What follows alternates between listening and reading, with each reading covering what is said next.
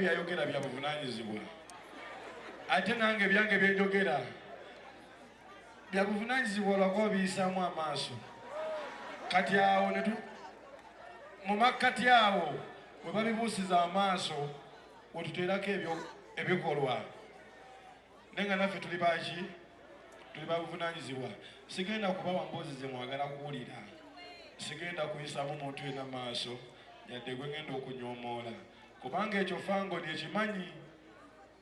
Sayidi gye twalonda ffe tubeerawo ng'abalumbibwa naye ate abali strong gwe bw'ojjangola atusirise leeta olutalo olwo lutukwase ojja kumanya abasirifu bano kyekibalimu.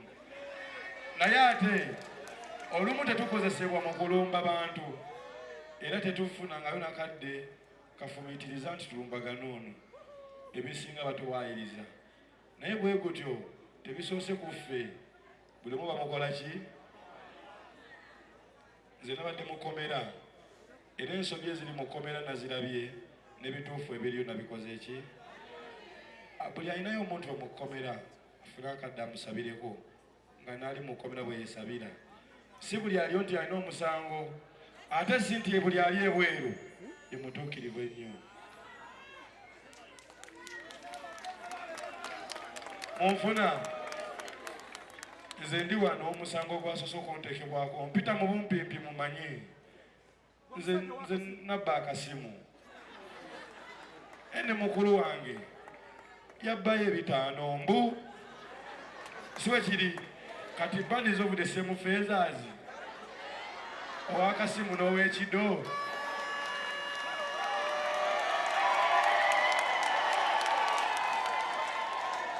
Kitegeeza kwatagana ne stages enneneko bw'oba obba obbire ku level ekola ki. Ffe tugaba respect buli omu kubanga tulina ebigambo byaffe eri mu Fangoni. If you don't respect the elder oba the leaders of the people, kitegeeza you don't respect the people. Bw'otaba mu kitiibwa mukulembeze w'abantu oba weerimbise mu kifaananyi naye nga ggwe abataba abantu kitiibwa. Kati ate waliwo bye mutagenda tegeera ng'ojja kuddayo ewammwe. Rule number 1, the boss is always right. If the boss is wrong, refer to rule number 1. Thank you. Mwebale nnyo munyaniriza bameeni nebaza n'abasajja banene basajja babitiibwa naye ate banene abansindisa okubatuukamu bantu ba wansi. Kitegeeza tujjukire nnyo gye tuva. Nze nno emisango egitekebwako mugimanyi. Buli omu agamba aliyinio si mubi naye baabeera nabo okitegedde kale ate bembeera nabo olumu nange nalinga bo sisobola kubakyusa nga mmaze ebbejjamu okujjako okubabeeramu nembalaga mpola mpola ekyokukola kubanze sente nziina eziteeze munyonyo. Njaga munfune bulungi emisango eginvunaanibwa olumu n'abantu ne basiviliani n'olukongolo lwe banteekako jasiwa bannayuganda munfuna naye nga kitegeeza nange nyinza okuba ntuuse ku levo epangisa akazigo emunyonyo naye obubaka bunaava bute mu kikomera ate budde mu nkwero.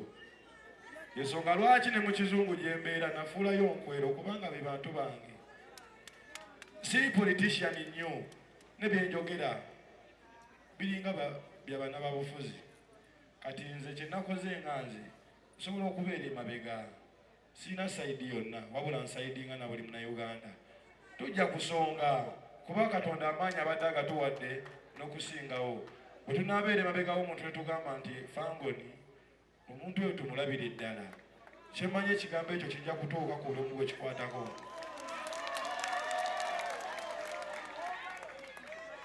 Bino si byakuyimba kubanga obubaka obw'amakulu tubuyimbye ennyimba ne muziwulira ne mutakitegeera. Abamu ne bawuliramu ndongo ne bazina, abamu ne batawuliramu n'abuuza kati binayimbye biki. Kitegeeza tulina kiraasi mmeka? 3. Bwe tukeeranga ku makya saba nnyo Katonda amagezi okumanya n'okutegeera.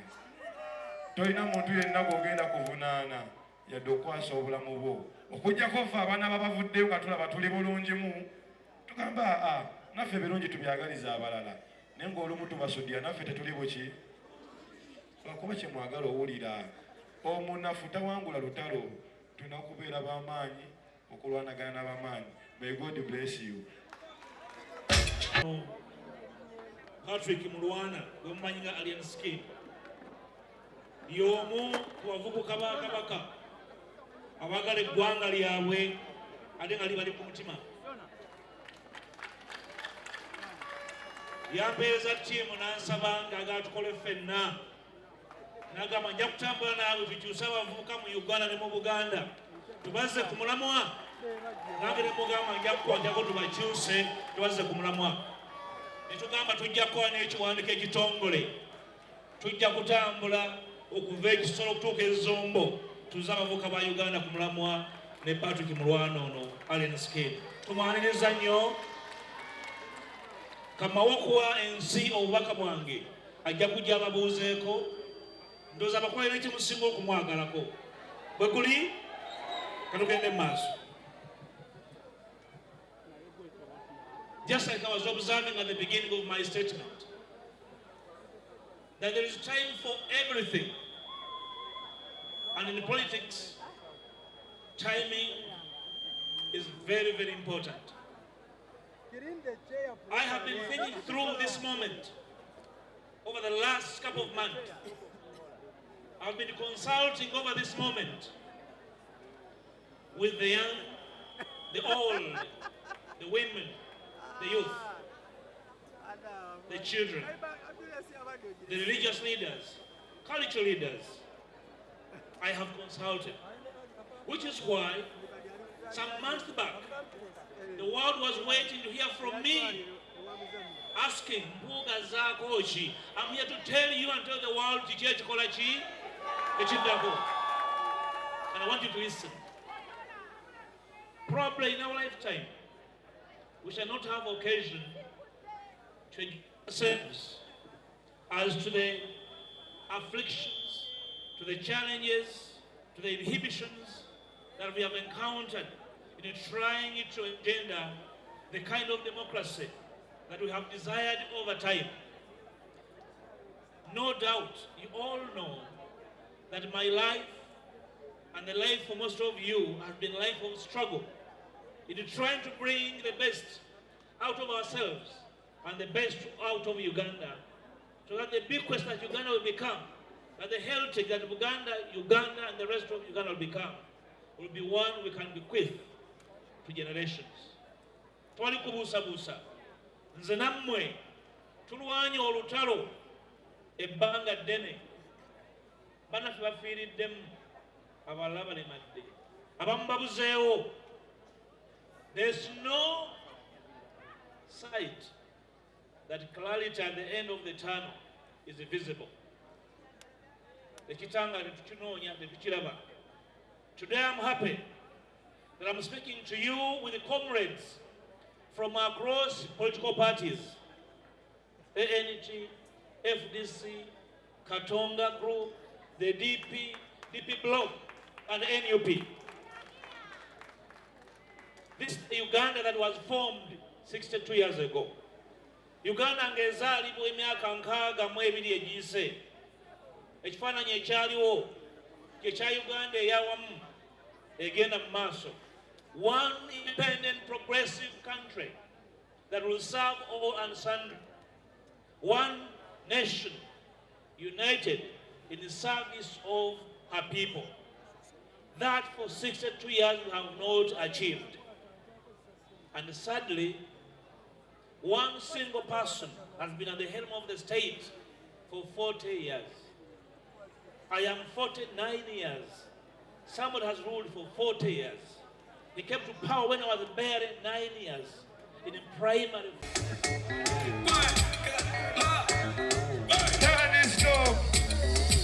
What do we say? What do we want? What do we say? One man. Whoa, whoa. Got it. What do we say?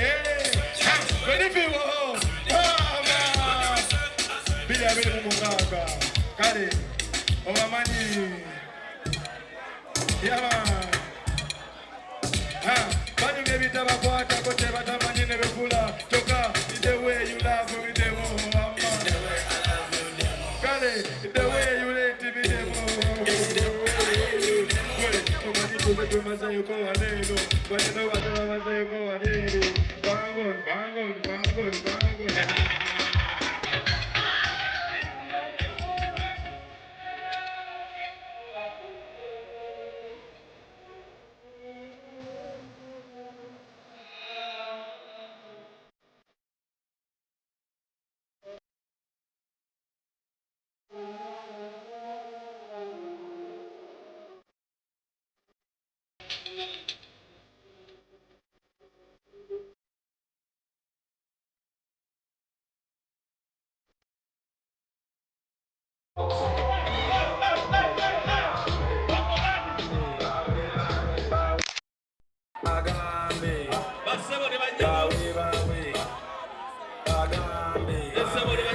tulimu basebo ne banyabo DJ ngabo twachaisamu ojiro tuwayo au background omukulu ndabye akkiriza yanyenya mutwe naye ngabo kuba akkiriza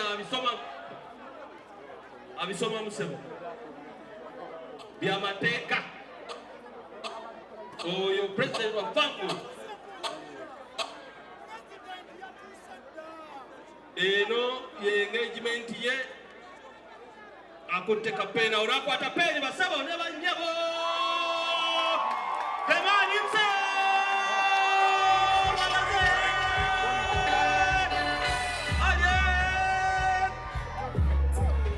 checho au napeka kwa mkono you want me to buy a new shoe, you want me to dance wushu.